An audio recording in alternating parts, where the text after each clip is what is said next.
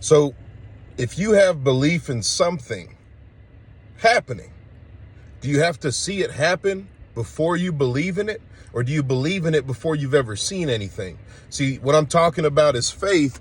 And if you're a person that isn't a believer, you're allowed to have your own choice of not believing. That's okay. There's nothing wrong with that. What I'm trying to say is, if you have something in your life right now that you have faith in, that it's going to happen or take place, let's say a dream job. We don't see the job in our life just yet, but we know we got to have faith in what we're doing to achieve that end goal. See, when we start to really think about this stuff, we don't really actually see anything in our life in particular in the beginning. We see somebody else that has it, but we don't see it in our life. See, we don't have to actually see something to have faith and believe. See, a lot of people have faith in what they see, and because they have faith in what they see, they don't believe in anything they haven't seen. There's a lot of stuff we haven't seen and found out yet in this world that we don't believe in, right? As a race of human beings. And we also have the media on top of that too. Man, that's ridiculous. That's ridiculous. Why would you believe in that thing? We've never seen it. Let's talk about, for example, aliens, right? We've never seen them, but some people don't believe in them, right?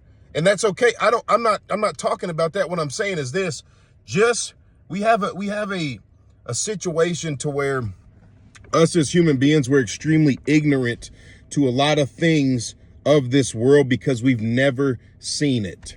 We've never seen it personally. Just because you haven't seen it, though, doesn't mean it's not real. And I hate to tell you that. I hate to be the one to tell you that, because that might send your world crashing down, or you might be too ignorant to actually look at yourself and say, hey, maybe I don't know everything. Maybe I'm too wise for my own good. Maybe I feel like I've learned everything that I could. See, we're supposed to be lifelong learners in this thing called life, right? But when we learn something new, we need to have an attitude of being newly taught that thing, like we're a beginner at it. See, when you listen, don't half-hearted listen to people. Open up your heart, open up your mind.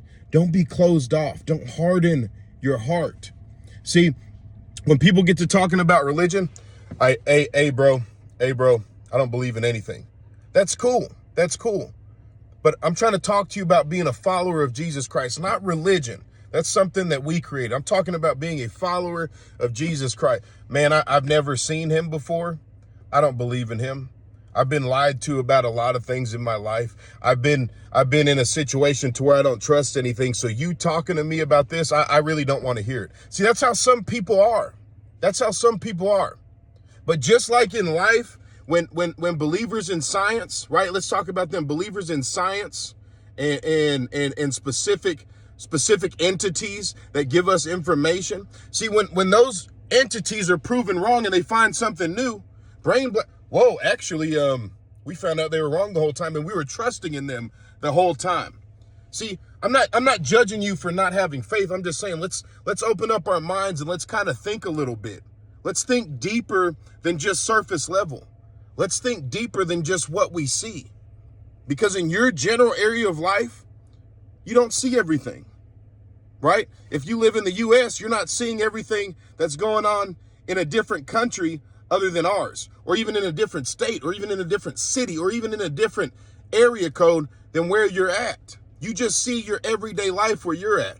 So you think you know it all now because you're comfortable in that. And guess what? If you knew or found out that there was something more than what you already knew, would you be able to handle it? See, I think it's scary for a lot of people to think about, but also I think that people are so focused on just living their life and doing whatever they want, which, hey, it's free will. Do what you want, right? That they don't want someone to come in and rain on their parade and talk to them about a Jesus Christ, because they're so focused on having to know everything, being extremely wise in all their ways, right? Being extremely knowledgeable. That, man, I already know about that. You don't got to tell me. Actually, no, you're wrong, bro. Trust me, I know. I read about it in a book. I read about it in a science research article. Whatever you did, right? Don't be too knowledgeable to the point that you're actually a fool, right? And I'll tell you this much, okay? You have a lot of things against you in this situation. Here's why. Here's why.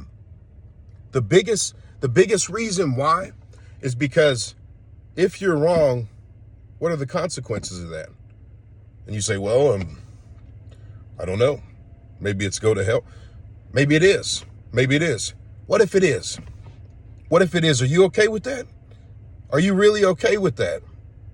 And I'm asking you from a place of love because I care. Because I feel convicted to be asking these questions or maybe making you think a little bit more than you have. And I hope it touches you in a different way to where you wake up a little bit and you say, hey, maybe I haven't been living right. Maybe I've been doing the wrong thing for a long time. Maybe I can change some things. See, this goes deeper and deeper the further you look into that question. The beginning point is just changing yourself in general, becoming a better person, right? We all go through this journey. We want to change, like a New Year's resolution or something. Hey, I want to go ahead and change up what I'm doing because I don't like how I'm living. I don't like how I'm living.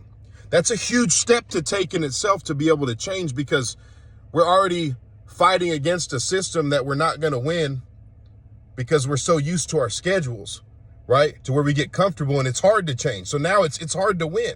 But when you finally take a step out, boom, whoa, this is a whole new world. Whoa, I'm actually doing this. Whoa, I actually feel better. Whoa, I'm actually here now. That's the first step for a lot of us. And then the second step, in my opinion, which is even more important than the first step, because I believe that this is the piece. This is the piece where it really opens you up. It's living like Jesus Christ, is following Jesus Christ, because that opens up your heart. That's circumcision of your heart. That's dying to yourself, right? It's no longer just self-improvement for self. It's improvement for Jesus. It's improvement for God, because we understand we have a purpose that's deeper than us. But I just wanted to kind of come on here to talk to you, just to try to get your juices flowing a little bit, just to get you thinking a little bit. Don't get so comfortable with life to the point that you miss out on the opportunity of what God has to offer. And I really pray that even if this message doesn't touch you in that way, or even if you don't really think about that in that way, or even if you don't agree with it in that way, I just really hope and pray that you have a fantastic day, number one. And I hope and pray that you learn to follow Jesus Christ.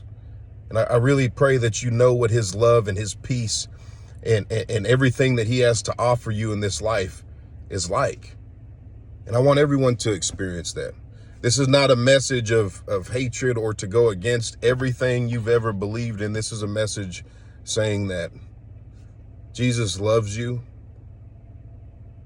and he's here for you. And you don't have to do it alone. And you can always change.